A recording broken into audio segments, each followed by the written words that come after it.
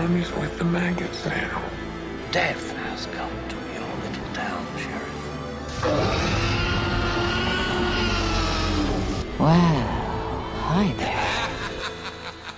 Hello, friends and fiends. My name is Austin Torres. And I'm Anneliese Petersmark.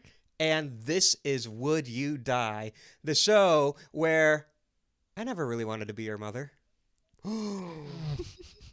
Dark. Of course, we are talking about Hereditary. This is, I think, a horror fan favorite. Is that fair to say? Yeah, absolutely. I think it is a modern, maybe not classic quite yet, but it is definitely in the modern zeitgeist a ton. So. I think it will be a classic. Definitely. So before we truly get into it, what are your kind of general thoughts about Hereditary? So do you like it? I do like it. It is, I think, really deeply chilling. And I remember this was one of the first horror movies I saw in theaters. Because remember, I'm late to the game in terms of horror movies. And I saw this movie when it came out in theaters. And that was... oh gosh, there were several times where I had to talk to my then boyfriend and be like, we have to leave. We have to go home. I can't sit here. And I think that was so fun to experience for the first time. Because I don't know how many people get to remember their first horror movie experience going in completely blind. So to have that fresh in my mind is very fun for me. That's awesome. And I think a lot of people really, really love this movie. There's a reason why I think it kind of just resonates with a bunch of different people. All that to say, I'm not one of them. I know this is not your fave. We've talked about this before, and I totally get your reasons, and I even agree with some of them.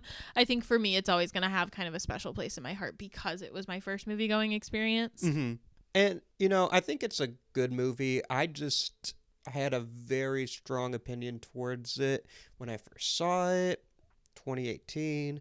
I really wanted to cover it because I wanted to revisit it. I think a couple years have passed, and I really wanted to be I want to see what the other people are seeing, I want to love this movie. I want to see what they're talking about. Maybe younger Austin was just a dipshit, whatever, And then I'm watching it. I'm really liking it. And then the ending pissed me off again, and I hate it again. I don't hate the movie. I think the movie is actually pretty good, but I just don't like it. That's fair. The ending makes me so angry, and I can't wait to start talking about this movie. Dive into it, absolutely. Exactly. Yeah. Okay, so in terms of, let's just jump right in. Let's give a little brief synopsis for those who haven't seen the movie, which if you haven't seen it, just so you know, we are going to talk about the ending and what pissed Austin off so much. Yeah, so, spoilies. The movie follows a family who moves into the mother of the family's own mother's house after she passes away and kind of starts to unravel really terrifying family secrets and become connected through their grief and also pulled apart through their grief and mystical forces. Ooh, spooky. It's horror. Is it? No, it is, but there's some genuinely creepy stuff. There's some genuinely shocking moments. There's a great moment that I still think overall as a movie I'm not the biggest fan. I'm a big fan of this one moment because it's just so shocking and insane. And people who've seen the movie know exactly what I'm talking about. I wonder what you could be talking about or referencing. When Jeremy, you watched it, right? I want to make sure I don't spoil it for our producer. Jeremy watched it for the first time 2 weeks ago with me, so. Yeah, fucking when the 10-year-old girl get her head knocked the fuck off, damn, bruh. For me, it's not even that moment. It is when they flash back to her decomposing head. What a jump scare. Holy shit. Yeah, that's a great moment. Crazy. Just a great sequence, really. Mm-hmm. Because everything about it is, as the kids say, Liddy spaghetti. No. I think people like that moment, Lisa. Yeah, no, I think people like that moment. I don't think the kids are saying Liddy spaghetti. Well, then fuck the kids. I don't know. Jesus. Okay. They're about to start. We're starting it. Everybody go home and tell your parents that the new words are Liddy spaghetti. Tell all your friends. Post it on TikTok. Buy our Yeah. Liddy Spaghetti t-shirts. Producer Jeremy is a middle school teacher, and so he's going to really get it started on the ground floor. That's what's happening. Yeah. So in terms of like the way this movie came about, there was a big rise of grief-based horror. I mean, like grief has always existed in horror, right? Mhm. Like that's part of it. But there was a big rise in it with like leading up to this movie with movies like The Invitation and Ouija, Origin of Evil, and a lot of movies that were really baked into the thesis of the movie is like grief and overcoming and that kind of stuff. And so this really came about at like a perfect time for that. Yeah. Definitely lends itself really well. I don't want to get ahead of myself, but to our topic, because you know in the movie the movie starts out with Tony, who's the main character, grieving her mother. What's the character's name? Tony? Yeah, Toni Collette. Oh, her name is not Tony, is it? Oh my god, I was getting the actress confused with the character. Hang on, I have to look it up. It's something. I just watched this movie the other day, but you know, I remember a lot of people being really pissed off that Toni Collette wasn't nominated for Annie. Annie, that's right. But she wasn't nominated for an Academy Award for this performance, which even as a hater, I think is pretty insane. Oh yeah, she was god phenomenal. But yeah, so the main character Annie, not Tony. Toni Collette's character Annie. Like yeah, she starts out, you know, obviously with this grief of her mother, and they do have a very complicated relationship, which kind of adds to the complexity of grief. Right. And she has a complicated relationship with her children too. Yes, which obviously also lends itself to our topic pretty well. You could say that their issues are hereditary. It's almost like that's the reason that the movie is named Hereditary. Ari Aster's listening like, yeah, that's why I fucking named the movie that, you dipshit. I don't think Ari Aster is listening to this podcast. But if you are, you know. Green, you really did it. You really did the big one. And one hell of a debut. I mean, the movie looks beautiful. Yeah, really gorgeous, gorgeous movie. Yeah. I like Midsommar. Me too. Yeah. That's one of my favorites. But are we launching? Are we getting straight into it? Or do I you thought have... we already launched. That's fair. I was just trying to give you one last, like, got anything else to say before we get into it?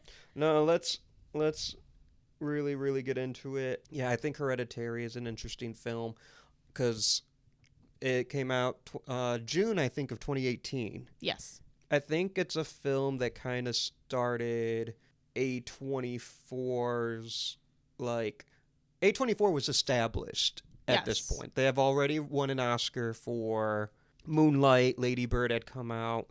So they're a force to be reckoned with in the indie world. They're known for giving exciting filmmakers chances, right? But I think this is the film that really people started associating A24 with this more art house horror. Yes. And I know they've done horror movies before Hereditary. But even before Hereditary, they were very different horror movies. Like, The Witch is not exactly the same type of movie. I think it would fall under, Right. like, they have, you know, similar vibes, I guess. But in terms of, like, all A24 movies kind of have that art house vibe. You know what I mean? So that's not Right. really. But, yeah, very different type of horror. Right. So, yeah, The Witch is one. Under the Skin is Mhm. another one. I'm pretty sure that's A24. Yes, it is. But, yeah, I think Hereditary kind of... People started associating horror and A24 together, even though A24 does a lot of shit. Yeah. But I think that's something... We did talk about how it kind of started... I don't know if I want to say started, but it really popularized the grief theme in horror. Yes. So, for example, people say, like, Halloween is the first slasher. You could argue Texas Chainsaw Massacre is. You can argue Psycho is. You can argue a bunch of different things. But Halloween is the film where no one's saying any movie after Halloween is the first slasher. Yes. So I think Hereditary is kind of the same thing. No one's saying any movie after Hereditary is starting this trend. You could say, like, The Babadook. Right. Is probably one. Mm-hmm. You mentioned a few others. Invitation, right? Ouija, Origin of Evil. Is that the Mike Flanagan one? Yes. I haven't seen it. Oh, really? Sorry. I like that one. If you're listening, Mike, I'm sorry. Shouts out, Mike. Yeah. Friend of the pod. I wish, bruh. Yeah, but I think definitely, like you were saying, this is really the popularization of that type of horror movie. And it kind of teams up with those other horror movies, which Babadook also would fit quite well in with Mommy March. It would. You know? It totally would. We're not talking about it, though. We're not, but you can go and watch that. If you want extra homework to watch more movies with mommy issues, that's a good one. But yeah, I just think that it's popular for a reason. Like it or hate it, it really has kind of introduced a new element of horror movie into the modern day. It's not just... I hesitate to say, like, it's a horror movie with a moral, because, like, they all have morals. That's what stories are. Like, I don't enjoy this idea that modern horror is so much more... I mean... Again, we've used the word before, but elevated. Right. Because it's not true. But I do think that it delves deep into specifically grief in a way that horror movies weren't necessarily often doing before this movie came out. Well, do we want to talk about that term, elevated horror? We do. We have to talk about it. We have to talk about it? We do. Fine. Go on your soapbox rant. Well, I know you want to. Am I a ranter? I don't think I'm a No, ranter. you're not. But, like, I agree with a lot of your points on elevated horror. So... 45 minutes straight of Austin. So I got to think, because I'm sure I've talked about it before on the initial Would You Die podcast. Would You Die run. classic. Yeah, but I don't remember what I say. So if I'm saying stuff that contradicts what I've said in the past, it's because I'm a different person now. I don't remember what I said. We grow, we change. Yeah, exactly. Growth. But no, my thing on elevated horror is, for whatever reason, well, there's a bunch of reasons, but horror is always looked down upon as a genre, right? Yes. Whether it be film, comic books, whatever. There's kind of horror is not ever truly mainstream. And people think of horror and they tend to classify it with, like, oh, horror, that's Jason Voorhees and Freddy Krueger and Michael Myers. And there are great movies in those franchises, but I think a lot of people think of, like, the schlock. That's what was popular for a long time. But there's a bunch of classic horror movies that, if they came out now, would be considered elevated because they have themes, or they have, like, you know, they're not what was popular for a long time, especially in the 80s. I think the 80s, people kind of, like, associated slashers and horror as one and one the same. And I love slashers. I'm literally wearing a Michael Myers hoodie at this moment. And these films aren't known for their themes, right? Correct. I'll let you finish, and I have thoughts. But I think because slashers got so big, people just, oh, I want to watch a horror movie. They think of Jason and Michael and Freddy. They don't think of, like, Rosemary's Baby. They don't think of Jaws, which are horror movies, right? Academy Award worthy. Like, The Exorcist was nominated for Academy Award. But movies like The Babadook and Hereditary, they come out and people don't want to admit horror is good and has been good for a very long time, but they want to feel justified in liking these movies. So they come up with an elevated horror. Right. just to add on to that, because I completely agree with you. I think the big thing that bugs me about it is that when you think of elevated horror, number one, it's subjective. It is not like when you think of an excellent children's movie, for example, like Studio Ghibli movies are beautifully made movies. That's my biggest example. You don't call those like elevated animation. You know what I mean? Right. It's just those are animated movies, and they're very, very excellent animated movies with beautiful morals. And the other thing is when you try to put specifics on the genre, when you're like, no, it's not just a good horror movie. It's a horror movie that has these specific qualities. The specific qualities that people try to assign to it are things like, oh, well, it's more slow burn and like stuff like that. It's shot well. It's shot well. And I'm like, then do you know what is elevated horror? Alien. Alien's elevated horror. Yeah. Alien has so many beautiful, quiet shots that build suspense just the same way that Hereditary does. Like there's a lot of parallels between the two movies. And yet nobody qualifies Alien as elevated horror. Right. And you could say the same with Candyman. Yes. Anything that I think has a unique setting that you wouldn't exactly expect horror to exist, which obviously now there's a lot of horror space movies, right? But there wasn't at the time that Alien came out. That was new. And I think what people are confusing here is elevated and good quality with new and subversive. And what they're kind of tending to forget is that a lot of the horror movies that we think of now is kind of trite and overdone, like the tropes. That was where the trope came from. You know what I mean? Yeah. Like, I think people tend to forget that. And I think that as we go into more of this elevated horror genre, people are gonna eventually get sick of same old, like this is just the style of horror movie that's coming out right now, and that is what it is. And I think then they'll see it as not fresh, and something else will take the place of elevated horror. I mean, like, elevated horror is just the new art house horror. Like, that's what it is. It's the same genre. I mean, it's just the new thing. And even though I think Hereditary is very well done, I like that style of horror movie. Yeah. I love Midsommar. I mean, to some extent, again, we talked about it, but like A24 horror movies like The Witch and other stories that are different but filmed the same way. I love those movies. It is not necessarily just like a different genre or a better genre of horror movie. Right. And I think a lot of people just kind of, they're just used to trashing on horror movies. They're used to like watching Halloween 5 and Jason Part 5 and Nightmare on Elm Street Part 5. I can't think of any number other than 5 at the moment. Scream 5. Scream 5 kind of has a little elevated horror, but that's a different... It does, but I'm joking.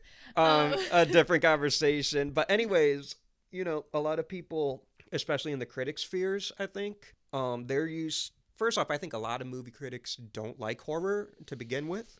Yes. Horror is always rated lower. I think a lot of people just think slashers and horror are the same thing. But Hereditary is so undeniably a horror movie. Mm-hmm. And so good that people don't want to admit it's a horror movie. So they do the same thing. What really grinds my gears is when people are like, hey, Jaws isn't a horror movie because it's good. Right. Jaws is 100% a horror movie, and it's fantastic. And, you know, they do this with Silence of the Lambs, too. Yeah. The last film to win Best Picture and Best Director and Best Actor and Best Actress and Best Screenplay. If that movie came out now, that is elevated horror. It is the definition of elevated horror. Yes. But that term wasn't around then. People are like, well, that's more of a thriller. They don't want to call it horror. They don't want to admit that horror is good. Same thing with Get Out, too. People didn't want to call that a horror at the time. Right. It's a, what they call it, a socio-political thriller. Shut up.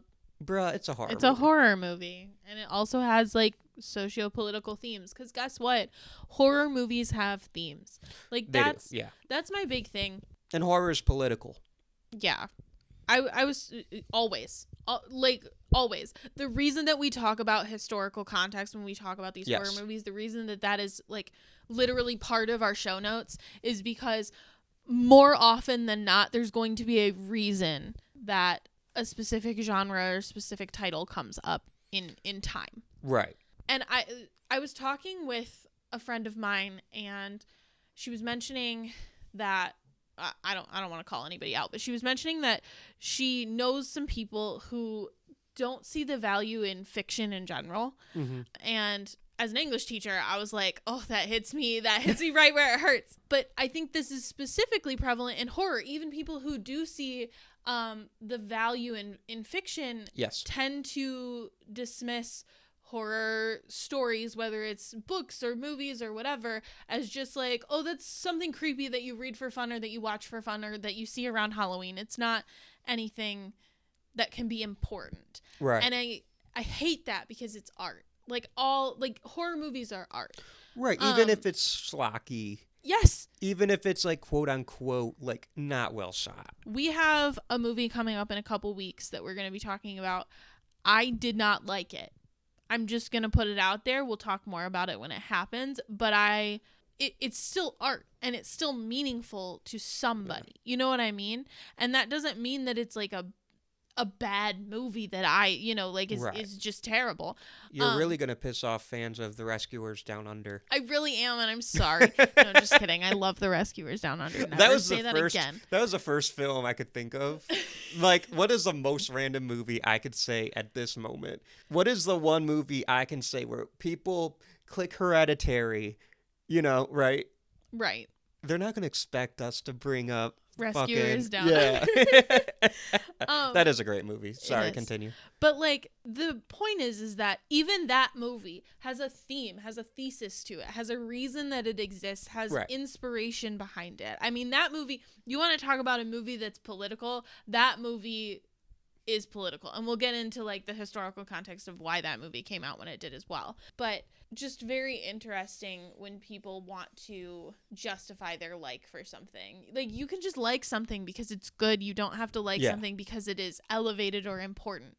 I happen to think horror movies are important, but even if they weren't, you can just like them for entertainment value, and that's fine too. Like, I don't understand this need for everything to be classified as important in order to be worth consuming. Things are just art sometimes. I think some people view art as a competition. Yes. Can they make better art? Or a lot of it, I think, is can they consume better art? Mm-hmm. So they're always pitting art against each other. And that's where I think a lot of this elevated horror bullshit kind of comes from. It's like, oh, well, I don't like the Jason movies. I feel bad. I'm like ragging on my boy Jason Voorhees. Like, I don't love those movies. Like, I don't watch them every October.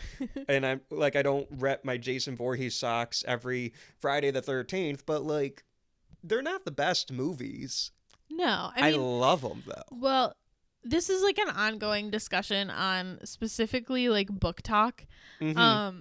And I think it's an incredibly nuanced discussion, right? Like, what is worth Yeah. consuming, you know? And here's the thing. I'm an English teacher. In terms of literary stuff, I'm an English teacher. My favorite book of all time is Pride and Prejudice by Jane Austen. Like, I enjoy elevated fiction, whatever you want to call it. You know what I mean? I enjoy the classics. I enjoy literary fiction. I enjoy things that are considered capital I important by like whoever decides that things are important. Right. But I also consume a lot of romance novels. Mm-hmm. And one of the things that's like an ongoing discussion, and again, I know we're going on like a massive tangent and this has nothing to do with Mommy March, but we'll get there, I promise. But one of the books that I have felt the most represented in as like, particularly as an autistic woman, is a romance novel. Like a romance novel that's very stereotypical, like anything that you could think of in a romance novel, like that's this book. Like and that is it's so interesting to me that people would say like those books are not worth it or that genre is not worth it, because that's another genre. Like whether it be movies or books, romance is a genre that is also kind of seen of as not real, not important. Yeah, whatever. people kind of like dismiss it as pulpy, I Exactly. think. That might not be the right word, but I think it's one of those novels where people like to look not novels. Romance novels are one of those genres and mediums where people like to look down, like horror movies. Yeah. Like, I had an example in my head. Heavy metal. Mm-hmm. People like to, that's just screamy, loud guitars, whatever. Yeah. Gangsta rap, Mm-hmm. that gets looked down. And a lot of these are also horror, gangster rap, heavy metal, Yeah. romance novels. These are all things that deal with taboo subjects. Mm-hmm. Violence, sex. I don't know. I can think of like a third thing. And there are also things that maybe not primarily, but are en masse consumed by women, which I think is important. And also like other marginalized groups, right? Like, Yes. Specifically when we're talking about gangster rap that has origins in the Black community, like that Right. is not something that white people started to consume en masse until, relatively recently. Not recently, but relatively recently.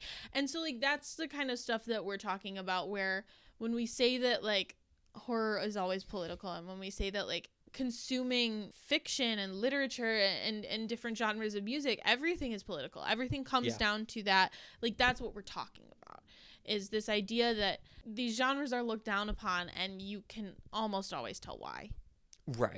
Right. So when Hereditary comes out, and it is a good movie, right? But yeah, people just don't want to be associated with the horror genre, so they just go and come up with this term, and now us horror fans have to deal with it. Yep. So there, it's dealt with. That's the rant, if you wondered. If you wondered. And we'll talk about the mommy stuff next week. No, just kidding. Yeah. What movie we talking about again? Hereditary. So, speaking of mothers, let's Yes. get into it. So, there are two kind of subsets of this particular lens that I want to look at this through. And one of them is Annie and her relationship with her mother, and the other one is Annie and her relationship with her kids. And they're kind of all intertwined, but they definitely like are separate things that come together at kind of the end of the movie. Mm-hmm. So when we meet Annie, she's moving into her mother's old house. They've just had her funeral, and it's immediately obvious that she has had a strained relationship with her mother, Eileen. Like, Yeah. they're pretty distant. They're not necessarily like completely cut off from one another, but they are not close anymore. So yeah, that's kind of the beginning of that. And she tries to kind of repair, or at least like start to improve her relationship with Eileen by kind of bonding Eileen to Millie. She almost gave her to her. Yeah. Like, she's like, this is Millie talks at the beginning about, And the character's Charlie, right? oh my gosh, why do I keep saying the actor's name? Charlie. Yes, I keep saying the actor's name. I'm sorry. Millie's fucking great in this role. She is. Role, by Now the I way. want to make sure that Eileen's right. Oh my gosh. I don't remember the mother's name. I put all of my show notes I wrote wrong, you guys, and that's on me. The actor is Alex Wolff. So I wrote that one down. Peter's the Peter. kid. That's right. Peter. Yes. Gabriel Byrne, the dad. What's his character's name? I'm looking up all the cast of characters now. In your defense, Steve is the I don't remember these characters' dad. names. And I just watched the movie. I feel like I'm going crazy. Anyway, maybe it's Ellen? Maybe it's not Eileen. Maybe it was none of them. Anyway. Maybe it was the cult. None of it matters. The point is, Maybe the that cult her mom changed your notes. They might have. The cult really wanted this to be a bad episode. So she made me stupid. Anyway. She put nuts in the notes. So, Annie... That was funny. That was funny, and I was almost going to gloss over it, but we have to stop. Oh, man. Okay. So, Annie tries to repair her relationship with her mother by bonding her to Charlie, the youngest child. Yeah, that one. Ugh. One of my kids like did that today, and obviously was not on purpose. Like, I don't know if they've ever seen Hereditary, but we obviously have not talked about it because I'm not a psycho who talks about horror movies with their kids. But yeah, one of my kids did that today, and I was literally like, "Stop!" They probably got it from Shrek too. They might have. You're right. That makes more sense. But yeah, so I find it interesting that she would almost like give custody of her child to her mom just to try to like repair the relationship. Yeah. Not literally, but you know what I mean. Like, make them bonded to each other. Yeah, and it's interesting because the grandmother, she becomes super possessive. Right. And this is something that's not in the movie because the grandmother is dead for the whole time, but her presence looms very large. Yes. So, listeners, you're not just getting one mommy, you're getting a grandmommy issues. Mm-hmm. Like the mommy has mommy issues. Yeah. It's like really masterfully done the way that you can feel the grandmother's presence in the house, even though she is not in the house. Or is she? Ooh. Spoilers. Well, I mean, we are in spoiler territory. Yeah, we're in very much So spoiler at some territory. point, she is, like, her decapitated body is there. Yeah. And also, Charlie gets decapitated. Annie gets decapitated. Yes. Should this have been Decapitation December? It's really interesting because Decapicember? I want to do something with, like, you know, obviously she is the matriarch, she is the head of the house, you know, like kind of going through that generational thing. I don't know if that's anything, but that's where I went. And losing the head of the house, the rest of the family just kind of flounders. Right. Like a chicken with its head cut off. Beautiful. Also, Charlie cuts the head off a bird at one point. She does do that. Themes. It's all beheading. Yo, That's this shit's elevated. This shit's so elevated. That should be our new thing. Like you know what? This is a movie that feels like a movie, Austin. Oh my God. I just love when my movies feel like movies. Shouts out Harry Styles. Yeah.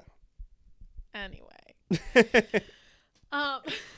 So on the other end of the spectrum, Annie and her kids have very strained relationships as well. Mm-hmm. Charlie, because she was practically raised by her grandmother. Right. Like at one point, she's talking to her mom, and she goes, "Who's gonna take care of me?" And the mom's just, and Toni Collette's just like, "The fuck?" Like, me, your mom. Right. And she hates Peter. Oh God, she hates Peter. I mean, like, we find out in the film that at one point she literally stands over him and like is pouring gasoline on him in her sleep. Right. And I just like this is one thing, and I you're gonna find this out by the end of this podcast. I have watched this movie twice. It took me through my second watch to really like start to fully understand it, and there are still parts of it that I don't necessarily fully understand. I don't get her vitriol for Peter. I don't know where it comes from. I don't know why it happens, and so maybe that's something that I am just missing. Well, I think that's just a quirk of humanity, like just being a human. Mm-hmm. Because sometimes people just don't connect to their children. But like that, I don't think that's something a person chooses, you know. And I think the film's trying to address. The film's not saying, "Hey, this is good or bad." The film's it's just another element to elevate this shit. Because you know this shit's elevated. But no, This shit's elevated. This shit's elevated. I guess in terms of like, I mean, we know why she hates Peter. She never wanted him. Like that's. I never wanted to be your mother. I never wanted to be your mother. That line is so hard. Like It's- that quote. Oh, Holy shit. that and like the scene at the dinner table is so much. Like it's Everyone so talks much. about that. It's I know. good. But to me, when she goes, "I never wanted to be your mom," that's where I'm like, damn. It's crazy because like cold. it just comes out of her mouth so easily, and like Right. obviously she immediately regrets it. Like she's literally like, I can't believe I said that. Like whatever. But it's one of those moments. I mean, we all have those things that somebody said it to us offhandedly and we'll never forget it.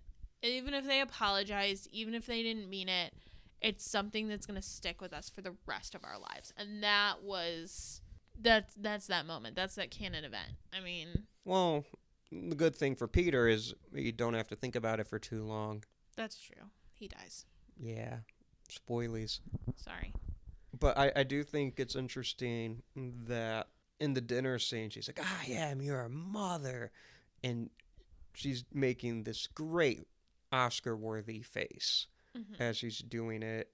No, I just think she's an interesting character because, like, you looking at me with your smug little face, and he's just sitting there eating his food, but she has so much contempt for him. Yeah. And part of it is because he is, he did kill his, well, manslaughter, I guess, little sister, and left her decapitated body in the car and then went to bed. So the next morning, Annie goes out for a run, and there's her decapitated daughter in the car. Yeah. That's pretty fucked up too. I was thinking about that as well. I was like, I'm wondering, obviously he's in shock, right? Like we know his thought process is there's no thought process. I can't believe what just happened. Right. But just like, it does seem especially cruel to just leave the body to be discovered. And for this scene, we're with him. Yeah. And we can tell there's no cruelty. No. There's no malice, No. But he did do that. Right.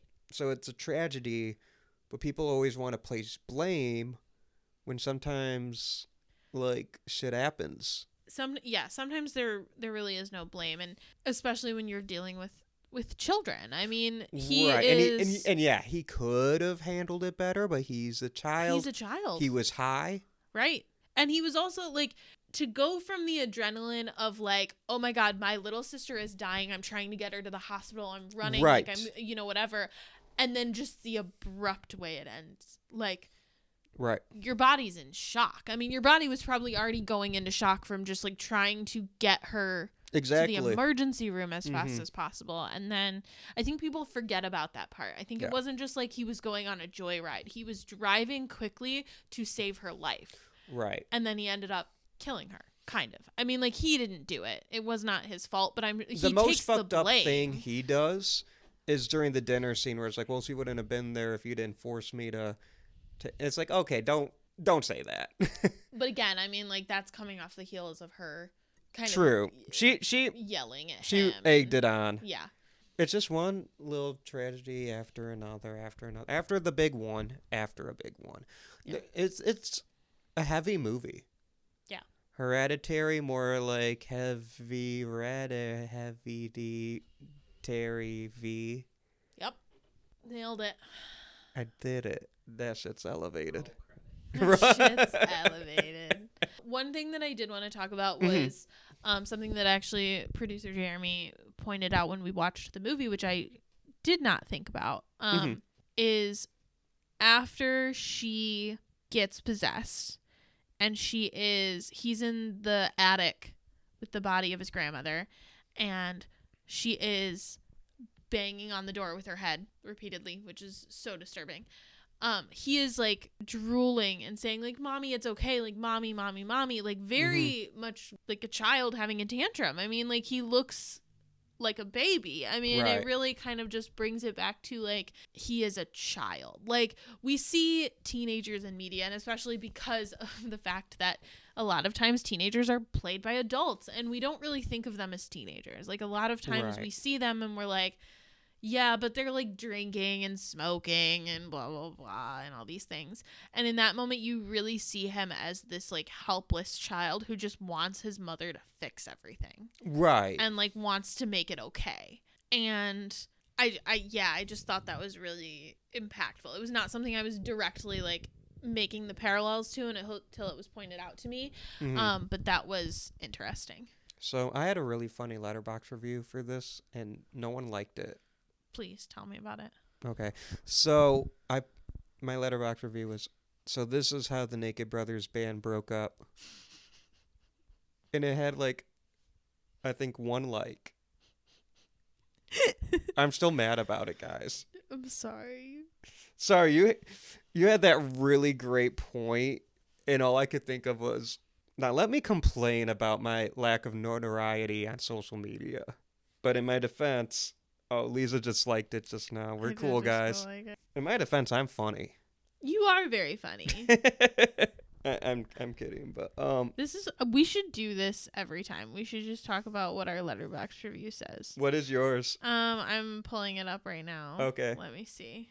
I found it. I did like it, by the way. Oh, you did. Mm-hmm. It says, I love this movie, but it took me like 2 tries to understand it, and I don't know that the message is worth 2 tries. Gorgeous, though. Which is I like it. Yeah, that's how I feel. Do you want to talk about the ending and your vitriol for the ending and why you rated this movie 2.5 stars? All right. Hereditary fans, avert your ears. It's going to hurt your feelings. Because it's going down. I'm yelling timber. You better move. You better dance. So... Alex Wolff laid the drum track for that song. That's crazy. Are you serious? Oh, Bruh. man. Bruh. That was a fake lie. A faking fake lie, and now I'm sad. Okay, go ahead. Your thoughts on the ending of this movie. All right. Picture it. June 2018. I go to my local movie theater, and I do a double feature of Hotel Artemis and Hereditary. Wow. And I believe Hereditary is the second movie in this lineup. And I'll give it credit. It's the only one I remember. Just No shade to Hotel Artemis, but I can't tell you a single thing about that movie. just as an aside, on Valentine's Day, producer Jeremy and I had a double feature of Hereditary and then My Big Fat Greek Wedding. Iconic. So that was my double feature that I watched for this movie. I love that. Anyways, I'm watching Hereditary, and it's been hyped up a bit. People, like, it has that 8/24 trailer, and people are like, oh, this is the scariest movie since The Exorcist. It's gonna fuck you up. It's gonna, like, I don't know, like, fuck you up. I was gonna think of more ways to say it, but nothing came to mind. And I was like, hell yeah, traumatize me, give me nightmares, let's fucking go. And for the most part, I'm liking this movie. I'm digging it. I'm having a swell old time. Well, swell, not really the right, but it's creepy, right? Right. There's like, you see grandma in the workroom. Oh, no, you didn't. That's scary. Mm-hmm. And then it's like the whole Charlie losing her head scene.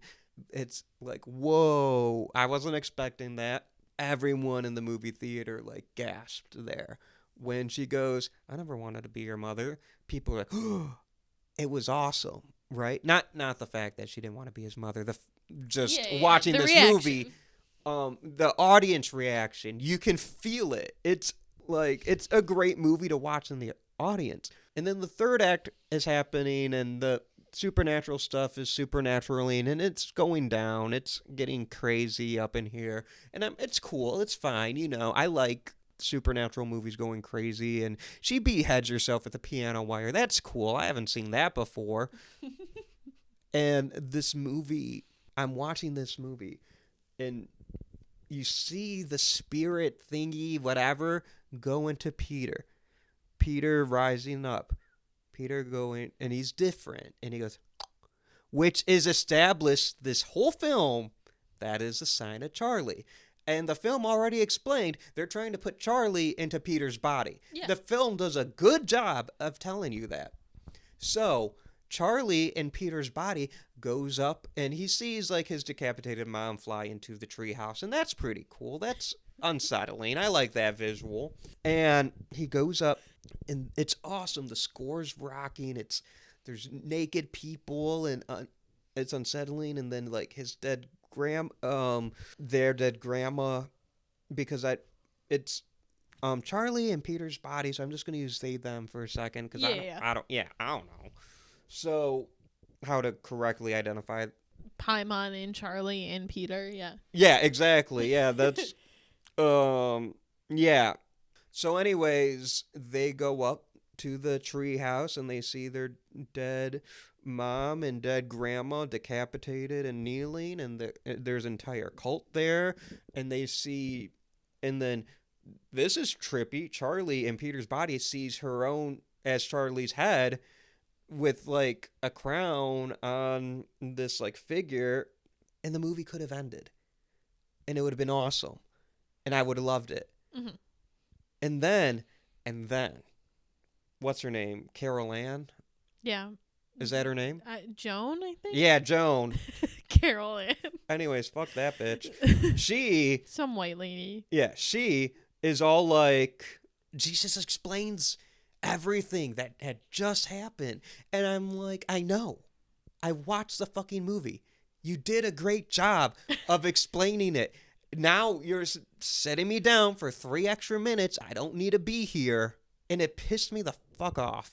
What if some people are stupid and they need that? If you're doing a Marvel movie, that's fine. But this is a A24 art house film. This is elevated horror. Okay. This is Maybe. But a no, movie that feels like a movie. No, this is a movie that does not need to hold its audience's hand. That's fair. Yeah, I agree. And if someone walks in and they don't get it, that's not the movie's fault. Because, and I believe in the audience for one thing, you know. That's fair. It's not, you know, you're making Jurassic Park and instead of explaining all the hard science, you make a cartoon to explain it. Jurassic Park, you know, 5-year-olds are going to see that movie, so it's fine, you know. Yeah. But this is a rated R. It's not mainstream. Right. You're not appealing to every demographic. Right. This is not Scream. Right. So, I don't like when a movie thinks it's better than me. Yeah. I'm like, okay, you think you're better than me? You know? Mm-hmm. A big reason why I like Midsommar a lot more than Hereditary is you get this great score, this great moment, and a cult member doesn't go into Hereditary, or sorry, Midsommar at the very end. It's like, spoilers for Midsommar, by the way. Do you know why you're smiling, Danny? Because your boyfriend, who you hate and who was kind of shitty to you, is dying in that fire. We killed a bear, put him in that, sorry. And, like, now he's burning up, and you're in this cult now. We're your family now. No, they didn't do that. That's fair. So I like that movie a lot more than I like Hereditary. And I think Hereditary's good, right? Yeah. And people are like, well, it's kind of a small aspect if you think about it, but that's how you end the movie. That is the last thing I'm thinking about. And I feel the same way about The Greatest Showman. Wait, no, what? I'm sorry. To me, Hereditary and The Greatest Showman are the same movie. I need you to stop and I need you to explain. Here's why.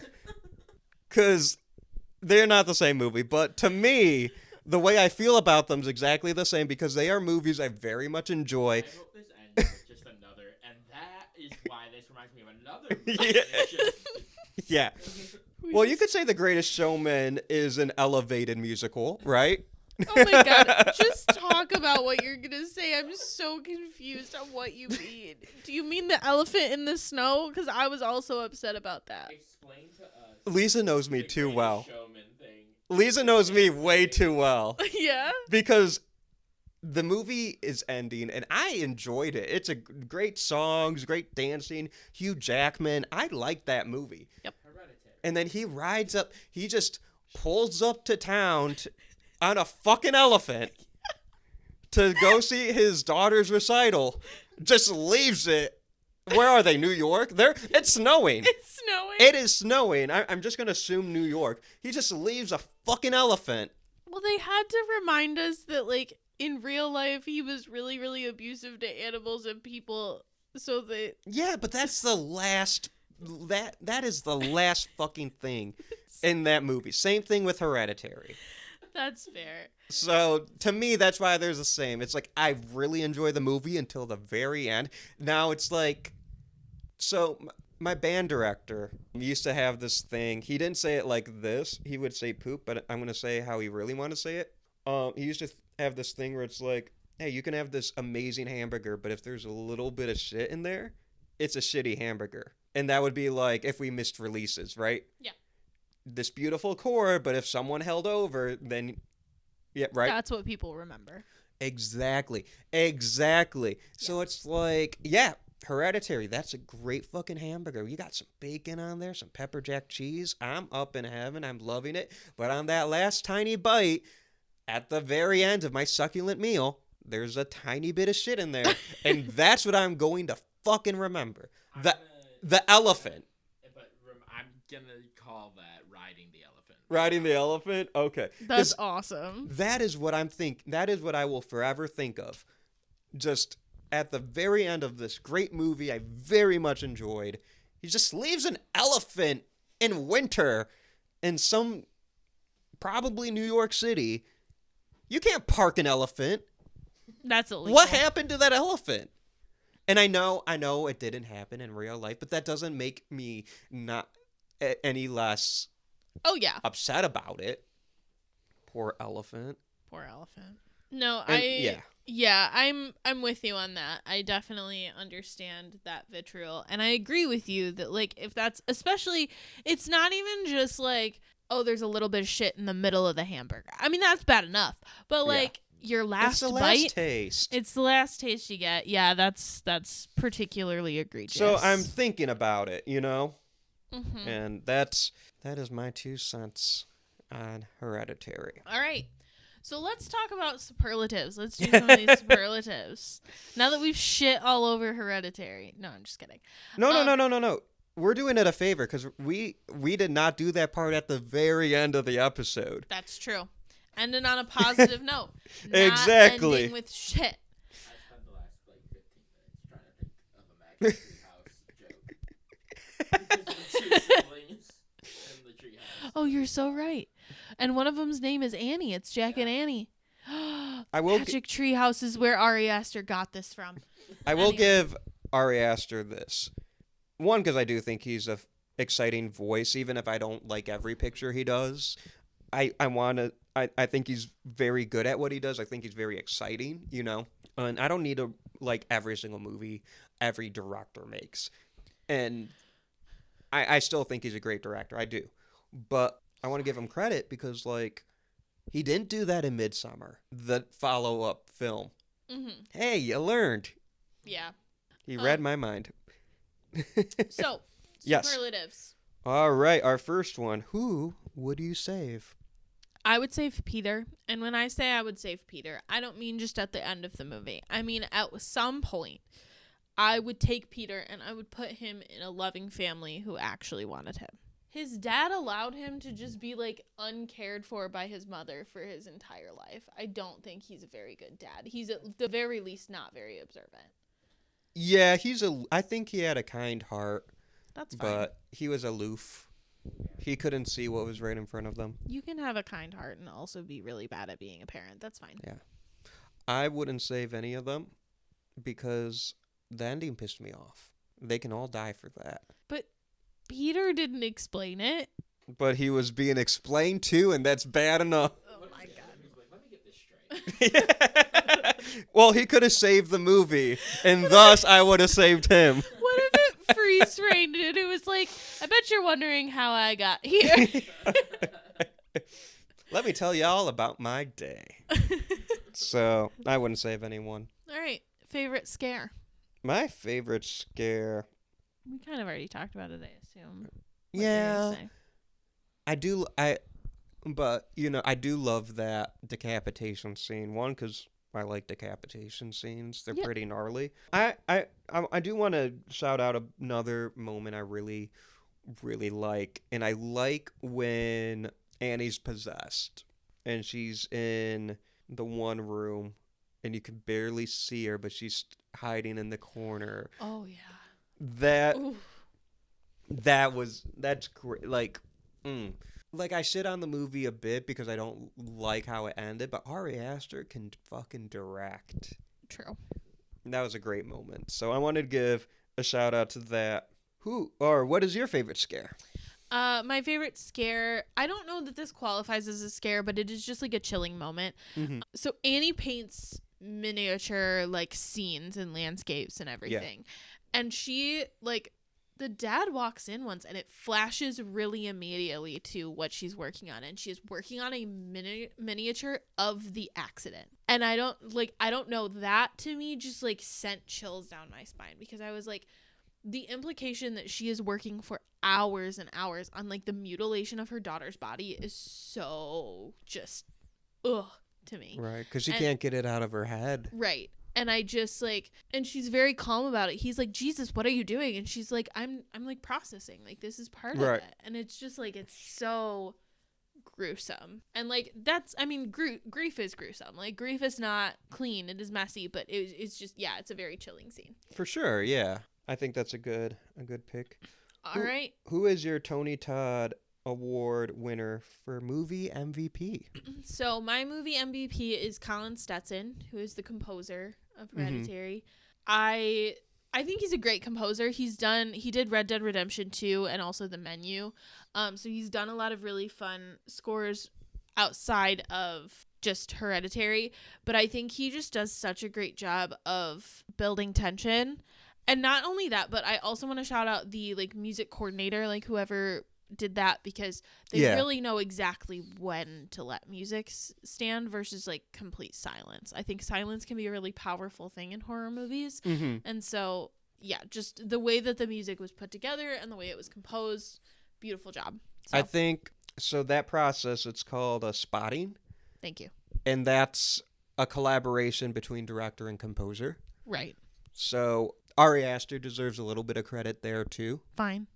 But yeah, Colin Stetson, yeah, great work. I think the music in Hereditary is very good, especially at the end of the movie. It's great stuff until, you know, Joan comes in, motherfucking Joan breaks the tension, interrupts the score. I also just think like Red Dead Redemption 2 is one of my favorite. That's a great score. Video game scores. I have been listening to that. Yeah. Like pretty much exclusively on my drive to work, which is funny because I don't normally listen to scores like just on their own without doing something else, but I really like that one. I don't really listen to video game scores.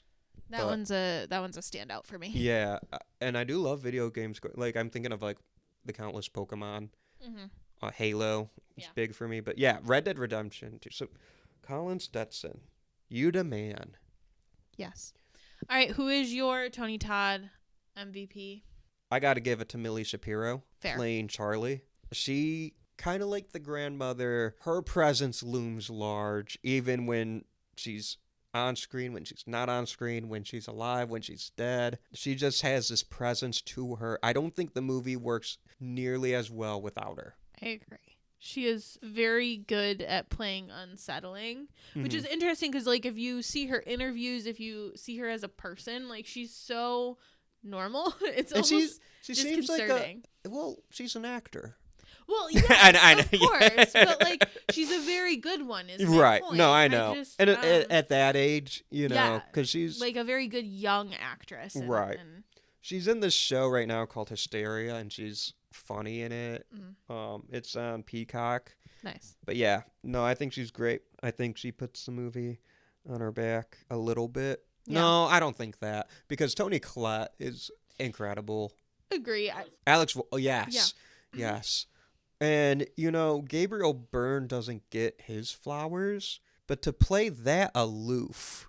Yeah, he's very, I mean, like, he's a talented actor in a lot of things, but yeah, he's very. Right. And, like, you get frustrated at his character. Yes, because you're like, why are you doing just nothing? Right. But he brings an empathy to that character. Yeah, where it's absolutely. Like, you want him to, like, stick up for his son, but you don't want him to hurt his wife, and it's just like that's what he's going through, you know. I do think some of it's like he just don't see what's going on, he's aloof, but some of it's like these are two people that I love at each other's throats. I can't pick a side, you know. It happens, but that's something that like a lot of people can relate to. So I don't want to, you know, if we're going to talk about these actors, I don't want to leave him out, because I do think it's really cool that we just said all three of the other main actors in this Well, they all have an important role to play. I mean, Millie's getting my award, but I was going to say she carries the film, and I don't think that's true. Correct. And he's doing more work, too. So, yeah, he's a great actor. All right. Is the score better than Jaws? No.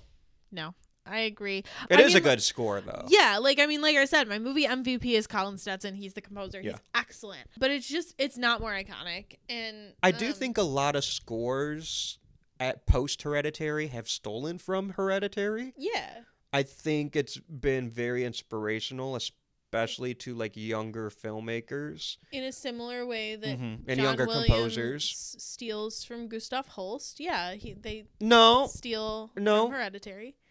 no, it's more similar to like how Hans Zimmer established a style, and then a bunch of directors Quarter notes? want.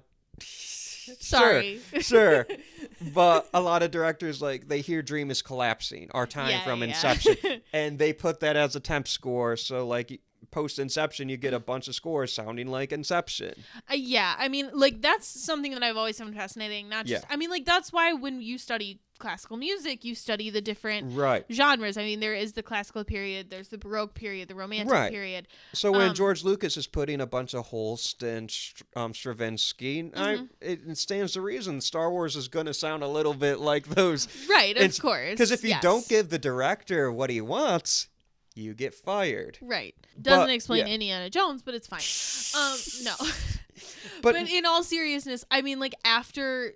I think a lot of John- people are doing this with Colin Stetson's Right. score, is what I'm trying to say. Right. And after John Williams released, like, was doing Star Wars and Indiana Jones and all of those in the 70s and 80s, Right. a lot of bigger, brassier, and, like, Yeah. fortissimo strings were Like, I think were of Back to the prevalent. Future Exactly, yeah. being post-Star Wars and Mhm. Raiders, Yes. and that's Alan Silvestri, and also I love Back to the Future. And Alan Silvestri is phenomenal, but also, I mean, very obviously derivative of John Williams. Who's was derivative of... Right, and then Stravinsky and Holst. Hans Zimmer comes in and is derivative of what came before. Right. And then there's all these Hans Zimmer knockoff scores. I don't want to say composers because they're doing their job, you know? Right. Yeah. I mean, like, if a director comes in and is like, I want a Hans Zimmer score, but I don't have a Hans Zimmer budget, so you better give me a Hans Zimmer score. They do what they can. Right, Um, right. And that's fine. I mean, like, yeah. But we can't say this is more iconic than Jaws because, like, I couldn't tell you a single melody from this score. No. But it works so good in the moment. Well, and I think this is not a melody movie. You know what I mean? Like, this is not Right. a movie that needs It's a vibe. a super melodic score. It's a vibes score. Vibe for score, Sure. yeah. And the vibes So. are bad. Vibes are bad. Bad vibes. Good score, bad vibes. Exactly. Would this be a fine addition to your collection? It would be. Nice. I really love this movie. The thing that I love about this movie is I feel like I've seen it twice now, Mhm. and I still feel like I have not fully seen everything or figured out every moment of it. So I would Yeah. love to watch it again. So that's kind of what I feel. All right, a fine addition to your collection. Would you buy it or do you own it? And if so, how many versions? I don't have it at all. I figured that was the answer. And I feel like I would have bought it already. Yeah. But I might find a good I also don't have Midsummer, and I kind of want to have Midsummer. If there's like a deal, I could get those two in a double pack. Maybe. I do own Midsummer. I love that movie. If I see it on sale, I'll probably pick it up because I do think the movie's worth owning. But there's a lot of movies I want to buy. So That's it's fair. a little lower on my to get list. But eventually, I mean, your boy's trying to have a library. Right. And I think it's library worthy. Definitely. But I'm it just- might not be your priority. Yeah, I'm Paul White now. All right. Here it is. Yeah. With that, here we go. Here Would we go. you die, Austin? Here's the thing. I'm a man. What role would I be? Let me think about it. Because, if I was in the Alex Wolff role, then probably because I wouldn't know what the fuck's going on. And then, how do you combat, a devil mischief cult? Because I think in the movie they say Payman's, a god of mischief. Yes. Or a demon of mischief or something like that. So, I don't have the skills to combat that, especially if I don't know what's happening. If I'm the Gabriel Byrne character, probably not. I don't see many pathways to surviving this film. It's a very cynical film.